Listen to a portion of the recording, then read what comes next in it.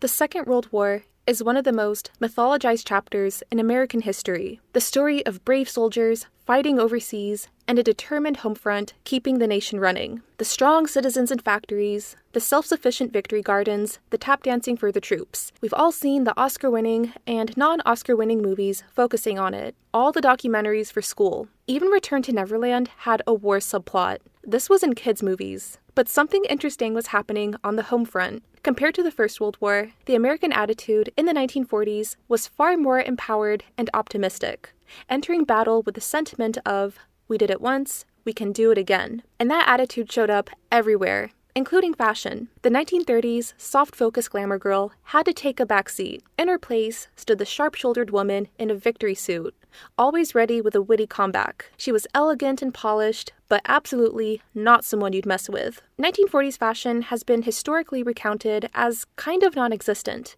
but I don't think that's fair to say. If we see a rolled hairstyle and a blazer, or a bandana and red lipstick, we know exactly what's being alluded to. Hollywood was still flashy as ever.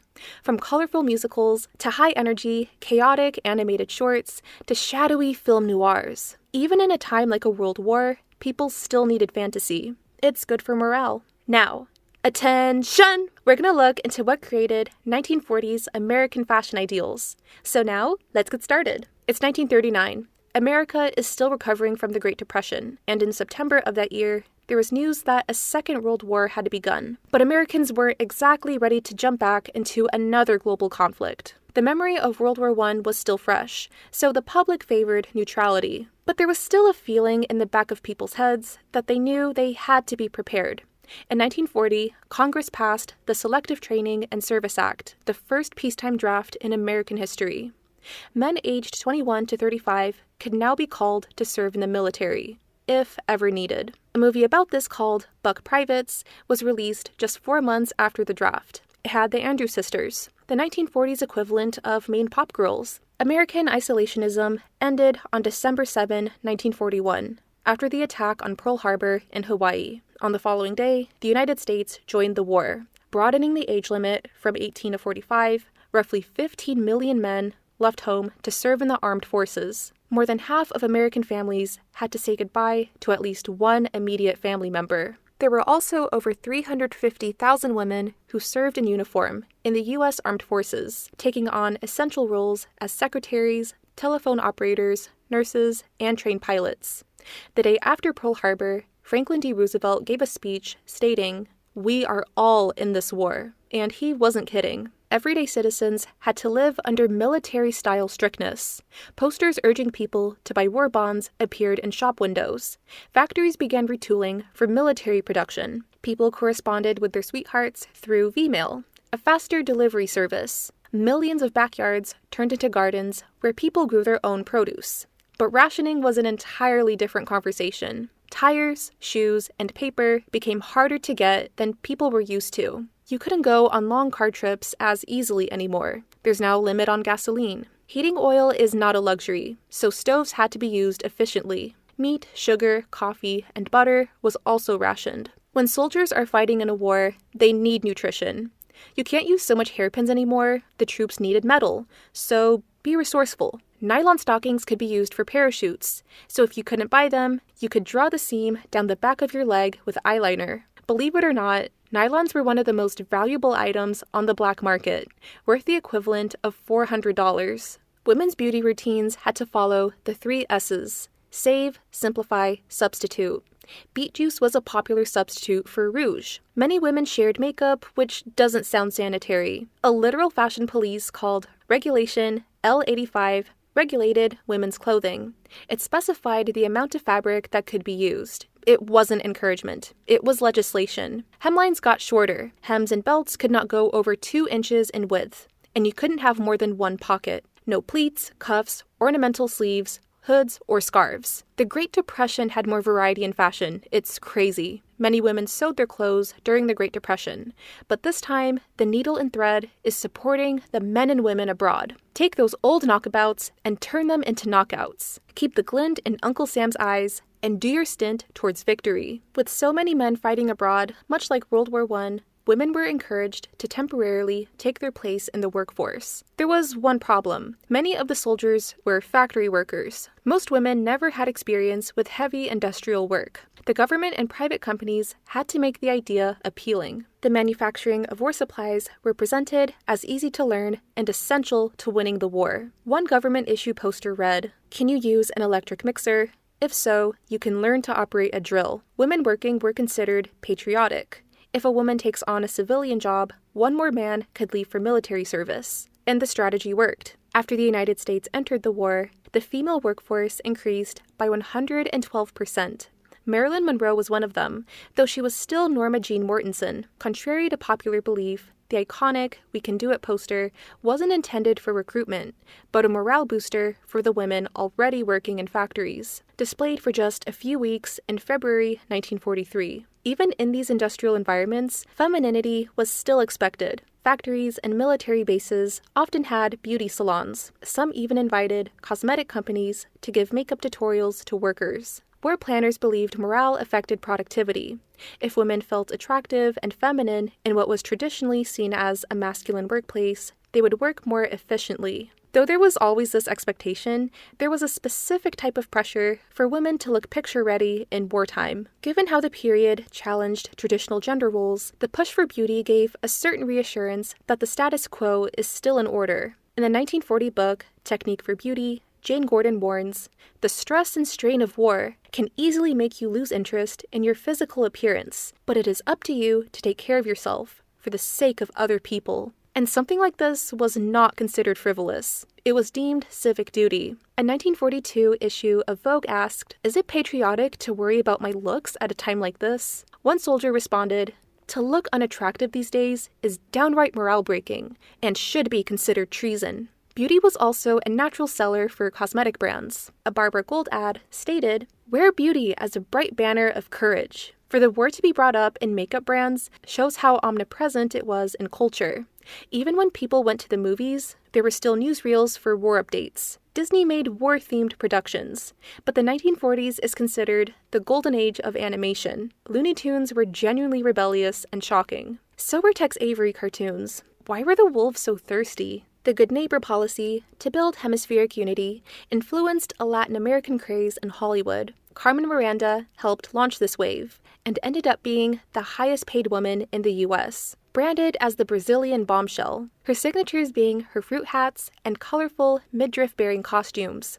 Wartime audiences wanted colors that resembled tropical flowers and what was seen as exotic glamour. But these movies rarely focused on a specific culture in Latin America. It was more a vague blend of all of them. Along with Technicolor musicals and war dramas, one of the era-defining movie genres was film noir. These movies filled screens with shadow and fog, mostly because fedora-wearing guys kept smoking. His plans may or may not be foiled with a new type of leading lady, the femme fatale. She was dangerous but alluring, while mirroring anxieties about changing gender roles. Movies like The Maltese Falcon and Double Indemnity showed femme fatales being calculated, using their charms and intelligence to control the narrative. And this wasn't just a thing in film noir. This change of character writing was prevalent in general. In the 30s, screen divas were elegant and a little mysterious, but safely morally unambiguous. Performers like Lauren Bacall, Rita Hayworth, Lena Horne, and Veronica Lake brought a new type of energy to the screen. Their characters were sassy, feisty, flirtatious, and witty. Barbara Stanwyck in The Lady Eve literally inspired Megra's personality. Not only shaping movie tropes, they also showcased new fashion ideals. From slinky cocktail dresses to fitted suits, they embodied power dressing. Strong, sophisticated, all with an aura of confidence, something that was needed in this point of time. In the 40s, fashion was a morale tool, a way of communicating defiance. The main objective was to look classy, of course, but also empowered and bold. As British Vogue put it in 1941, fashion is indestructible and will survive even margarine coupons. You cannot ration a sense of style. So, with that in mind, let's dive into World War II American fashion trends. The Victory Suit. Ration fashion. The style was basically constructed by the Fashion Police USL 85. It followed the rules. It had no pleats, cuffs, or vests. Victory suits consisted of a blazer and an A-line skirt, Most were made from wool, which was perfect for the era. Clothes had to last no time like now. It was durable and could be easily repaired if ripped. In keeping with the era's sewing culture, some of these blazers were tailored from men's jackets for a more feminine fit. Victory suits were hailed by Vogue as the uniform of 1942, a suit to work in, serve in, live in, all through the busy daylight hours of your new double-duty life. Versatility was the point. You could dress these suits up or down. You can wear the blazer and skirt for the office workday, and at night, you could take off the blazer and put on some jewelry that you didn't get recently. Victory suits were considered patriotic. It didn't have added ruffles or unneeded fabric. No muss, no fuss. The kiddie foil dress. The dress of the working woman. The knee-length shirtwaist dress is called so for the movie Kitty Foyle, where Ginger Rogers wore the style. A middle-class woman marries a wealthy man whose parents are on a new level of difficulty. Vogue endorsed this dress, stating, "The shirtwaist look is the right look for this spring. WPD likes it, so will you." The style was encouraged by the government because it was efficient and didn't waste any fabric. The style didn't have any underdresses, built-in slip dresses, none of that, but it still had a bit of flair. Many versions featured a crisp white collar or contrasting details that gave the dress a polished look. This was the most popular day dress of the decade, but if you accessorize accordingly, you could also wear it up. Victory rolls. The word victory was the equivalent of trending in the 40s. The term victory roll comes from a celebratory maneuver performed by fighter pilots, where the plane spins in a full roll after a successful mission. The rounded curls were meant to echo that looping movement. It's credited to be popularized by Betty Grable, the queen of pinups, who wore the style in 1941's Moon Over Miami, and I Wake Up Screaming, Jesus, and it quickly became synonymous with her image. And to comply with grooming regulations, many women in the military adopted victory rolls, giving it a patriotic connotation. One Tennessee newspaper praised it as trim but feminine, not like the supposed boyish haircuts of World War I. Victory rolls looked like an updated version of 1930s finger waves. The curls were more pronounced and vivacious, matching the bolder, sassier energy of 40s it girls. This was not a simple style. Some women with disposable income would go to hair salons nearly every day to achieve this look, while lower-income women usually did it themselves or had a girlfriend help them.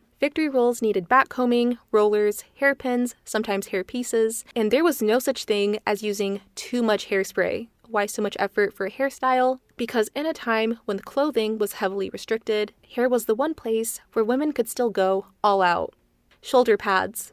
The style of dramatic shoulders grew in popularity after Elsa Schiaparelli and Marcel Rochas featured them in their 1931 designs, inspired by Javanese and Balinese temple dancers. Bouffant shoulders were popular in Hollywood movies, but in the 40s, the war changed the silhouette. The new shoulder look favored structured, angular lines that echoed military uniforms. And compared to the increase of thinner clothing, like the kiddie foil dress, the style added structure and durability.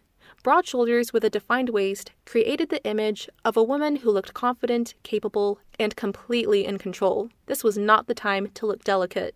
Bandanas, snoods, turbans. For the millions of women in factories, safety regulations made women wear their hair not only up, but protected. After all, constantly adjusting your hair all day could lower productivity, and at worst, let's just say heavy machinery and long flowing hair does not mix. Plus, given the wartime beauty obsession, covering the hair protects from grease and dust in the factories. Bandanas were standard. They were usually made of cotton, so they were one of the easier to find fashion pieces. The image of the hard-working factory woman was everywhere. Snoods were another popular choice. Because they used very little fabric, they were easy to crochet and could maintain elaborate hairstyles, like victory rolls. They could also be worn as an elegant hair accessory. In the Renaissance and medieval era, snoods were worn by wealthier women as a symbol of modesty, but it seems their legacy is firmly cemented in the 40s. Turbans were definitely the most glamorous way to protect hair in greasy factories, and they were a good way to look stylish if you weren't in the mood to do your hair that day. A war was happening, there was a shampoo shortage. Even in wartime factories, women refused to let practicality completely erase style. Red, white, and blue. What better way to showcase patriotism? This color combo was popular in fashion because it symbolized unity and strength. And there's so many ways you can wear this. A white and blue top with a red skirt, or a red top with a white collar and blue skirt. The possibilities were endless, but the message was always clear. Bright colors were also popular to portray the home front as positive and upbeat. Statement hats. Hats were one of the few pieces that weren't rationed, so this is one of the few ways you could make a fashion statement. There were plenty of different ways you can wear hats. Smaller tilted hats were a way to showcase hairstyles. Halo hats were promoted as a flattering way to frame the face. Skimmer hats were usually worn in the summer, and there were plenty more. Many styles also featured decorative details like feathers or flowers, likely reviving the turn-of-the-century hat styles when fashion felt more carefree. But with a modernized twist, many wartime hats appeared in bright, vibrant colors, adding a burst of personality to otherwise practical outfits. The Veronica Lake. After starring in movies like I Wanted Wings and Sullivan's Travels, Veronica Lake became a star, her most notable feature being her wavy hairstyle covering one eye. I was playing a sympathetic drunk. I had my arm on a table. It slipped, and my hair fell over my face. It became my trademark, and purely by accident. This accident ended up becoming a symbol of wartime glamour. Long hair like Lake's wasn't too common at the time, which made the look stand out even more. Women across beauty salons and other Hollywood starlets would emulate the Lake look. The style was so popular, it intimidated the U.S. War Production Board. With millions of women now working around heavy machinery, long hair became a safety concern. So the government stepped in. Lake was encouraged to change her hairstyle to something more sensible, like victory rolls. Likely being told to say so by Paramount, she told Life magazine in 1943, "Any woman who wears her hair over one eye is silly." This trend was short-lived, but incredibly iconic. Lipstick. This was the morale booster of the decade, and red was the color. In red lipstick, an ode to a beauty icon, this trend allowed women to retain a sense of their own self-identity from before the war. Wearing red lipstick for a woman in this era was so linked to a sense of feminine self-esteem, particularly resilient and strong female self-esteem. This was a popular form of beauty in the restrictive factories, but for women serving in the military, red lipstick and matching nail polish was often part of the standard issue kit for new recruits. Elizabeth Arden created Montezuma Red specifically for them to match their uniforms. Other makeup brands picked up on this and didn't sell just any ordinary red lipstick. Elizabeth Arden also put out Victory Red, and Helena Rubinstein introduced Regimental Red. Red lipstick became a quiet form of rebellion, using color to beautify hard times. It symbolized the ideal image of the home front, that even in a time like war, women still had themselves together. And it wasn't until the 1920s when women regularly wore makeup, so this style was also seen as intrinsically current. Nautical fashion. The nautical look gained popularity in the 20s and 30s, but it reached a new level in the 40s. This was no longer just a seaside aesthetic, but visual patriotism and support for the Navy. The Ellensburg Daily Record encouraged, "Give a fashionable salute for the Navy in a sailor dress." Sailor collars, striped fabrics, and naval-like buttons became common features for dresses and everyday outfits. You could find nautical accessories a lot in this time, from pins, gloves, and handbags. Two-piece sets. Yes, Grandma and Great-Grandma wore crop tops. Carmen Miranda helped popularize midriff-bearing tops, and two-piece sets became a popular casual look for resorts and during the summer. Many of these outfits were homemade, and with wartime fabric restrictions, they offered a practical way to create a new look using less material. But this trend still wasn't free from the fashion police.